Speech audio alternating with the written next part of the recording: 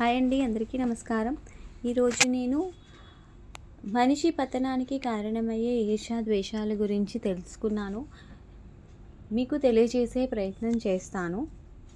దీనికి సంబంధించి మన పురాణ గాథల్లో, రామాయణ మహాభారతాల్లో కొన్ని స్టోరీస్ ఉన్నాయి. అందులో నేను కొన్ని తెలియజేయాలనుకుంటున్నాను. ఇప్పుడు మనం కాన్సెప్ట్లోకి వెళ్దాం. మనిషి పతనానికి మొదటి మెట్టు ఏమిటి? ఇది అందరిలోనూ ఉంటుందా?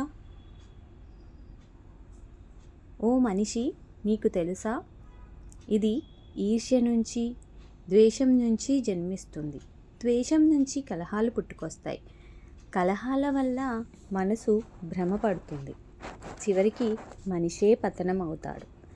మనిషి జీవితంలో ఉన్నతికి లేదా పతనానికి ప్రధాన కారణం అతడి గుణాలే అని పురాణ కాలం నుంచి ఎన్నో కథనాలు రుజువు చేస్తున్నాయి. కొన్ని చెడు ప్రవృత్తులు, ముఖ్యంగా ఈర్ష్య, అసూయ, మానవ ప్రగతికి అతిపెద్ద శత్రువులు. ఇవి నిప్పుల హృదయాన్ని కాల్చేస్తాయి, ప్రశాంతతను హరిస్తాయి, చివరికి మనల్ని చరిత్రహీనుల్ని చేస్తాయి. మనం ఎన్ని దాన ధర్మాలు చేసినా, మంచికై పూజలు వ్రతాలు ఆచరించినా, ఇతరుల విజయానికి అసూయను, ఈర్ష్యను పెంచుకుంటే, ఇతరుల శ్రేయస్సును చూసి ఓర్వలేకపోవుట, వారిని చూచి అసూయ పడితే అది మనల్నే దహించి వేస్తుంది. ఇలా పక్కన వాళ్ళు ఏదైనా సక్సెస్లో ఉన్నప్పుడు కొంతమంది కుళ్ళుకుంటారు కదా, అలా ఎవరైనా ఉంటే నాకు కామెంట్ చేయండి, మీకు ఎవరైనా తెలిసిన వాళ్ళు. ఏ దానాలు, పూజలు దాని నుంచి రక్షించలేవు. దీనికి ఎన్నో ఉదాహరణలు ఉన్నాయి. ఇప్పుడు మనం రామాయణంలో కైకేయి రాముడికి చేసిన దాని గురించి మనం తెలుసుకునే ప్రయత్నం చేద్దాం. రాముడిపై ఎంతో ప్రేమ కలిగిన కైకేయి కూడా తన కొడుకు భరతుడు అన్నకి అనునాయిగా మిగిలిపోతాడన్న విషయాన్ని తట్టుకోలేక ఈర్ష్యాద్వేషాలతో రగిలిపోయింది.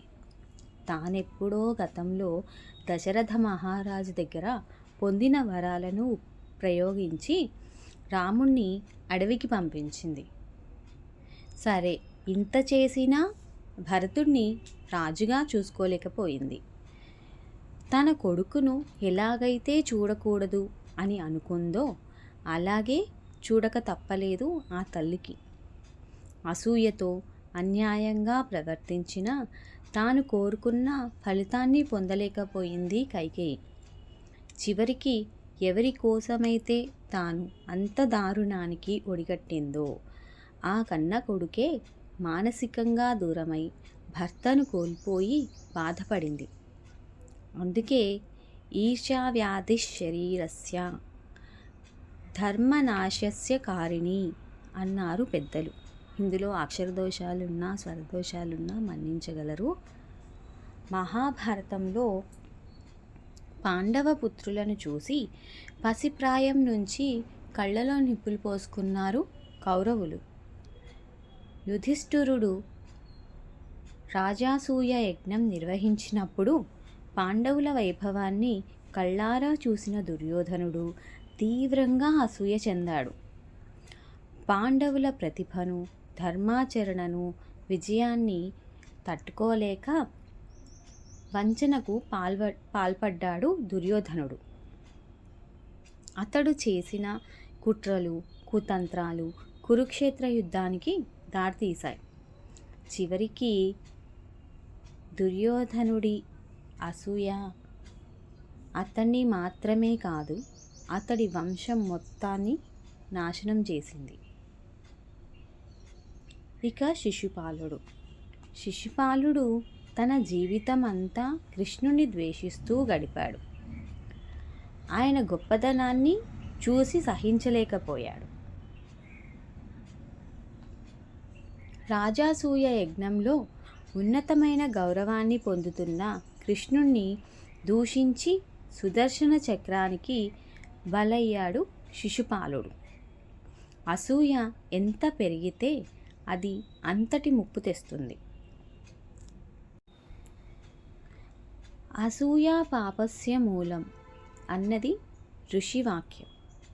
అసూయ అన్ని రకాల పాపాలకు మూలమని దాని అర్థం. అందుకే ఇతరుల విజయాలను చూసి ఆనందించాలి.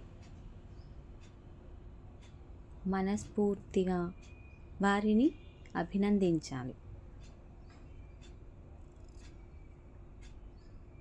చేతనైతే వారి నుంచి స్ఫూర్తి పొంది విజయపథంలో ముందుకు సాగాలి.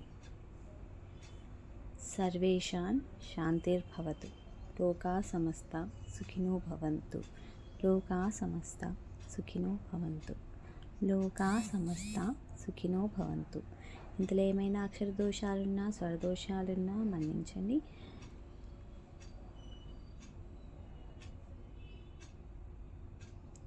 ఈ రోజుకి స్వస్తి.